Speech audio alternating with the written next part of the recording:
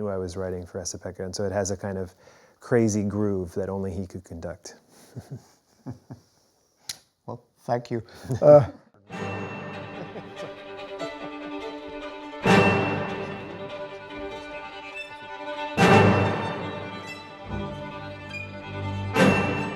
I believe we met for the first time in 2017 after an opera performance I was conducting here in Paris. We had dinner that night.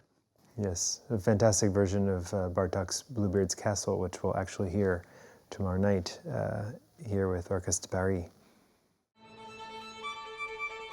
Bryce is, in a way, very modern composer personality because of the fact that he comes from a rock background and has slowly made his way into so-called contemporary classical music, and now is considered to be one of the most important composers of his generation.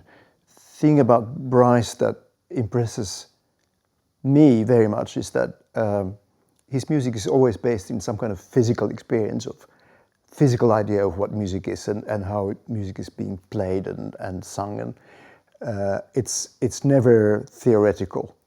There's always some kind of flesh and blood element to it. To describe Esa-Pekka Salonen in a few words is difficult because he is, first to me, one of the greatest living composers.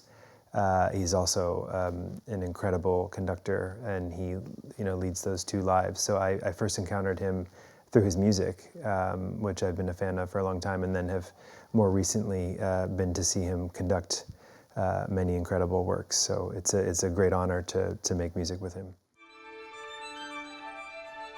If we think of the idea of a concerto, it has been slightly problematic since the Second World War in the world of avant-garde music, because it was seen as a very sort of bourgeois, old-fashioned form. But as a matter of fact, what a concerto means today is simply that there's one or several instruments that have a more important part than the other instruments.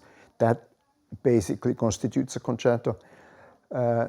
As Bryce said, his piece in some ways harks back to Baroque music. Sometimes we kind of zoom in and we zoom out. Sometimes the violin is very clearly in a sort of traditional soloist role, and sometimes we zoom out and the violin melts into the greater whole. And I think one of the most fascinating things about this piece, which is a very, very good piece, is this kind of movement in and out, detail, mass, detail, mass.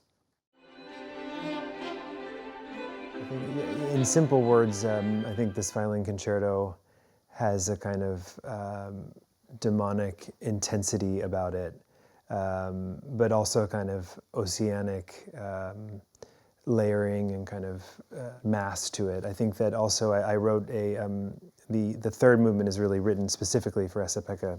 While it's a violin concerto, I knew I was writing for Esa-Pekka, and so it has a kind of crazy groove that only he could conduct. Well, thank you. This is one of the most physical pieces I've ever come across. There's this kind of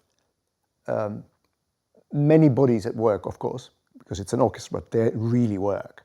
But also, there are so many moments when all these bodies become one body, including the soloist, and then it becomes this sort of magnified, gigantic body that kind of breathes and has its own life. And that makes this piece very unique.